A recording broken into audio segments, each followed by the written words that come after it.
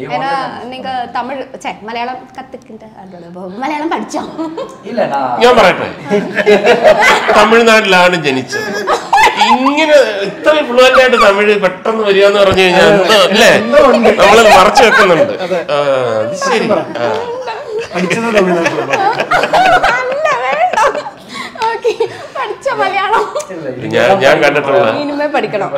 ഞാൻ കണ്ടിട്ടുള്ളതിലേക്ക് നമ്മുടെ മലയാളത്തില് നമ്മുടെ കൂടെ ഇല്ല രതീഷ് എന്ന ആക്ടർ എത്രയോ കൊല്ലം മദ്രാസിൽ ജീവിച്ച ആളാണ്. ഒരു ദിവസം അദ്ദേഹത്തിൻ്റെ വീട്ടിൽ ഞാൻ ചെല്ലുന്നു. അപ്പോൾ ഈ കാർപ്പറ്റ് വിൽക്കാൻ ഒരാൾ വന്നിരിക്കുകയാണ്. നമ്മൾ തമിഴിലെല്ലാം പറയുന്നുണ്ട് കാർപ്പറ്റിങ്ങിന് ഇത്ര ഇതൊക്കെ.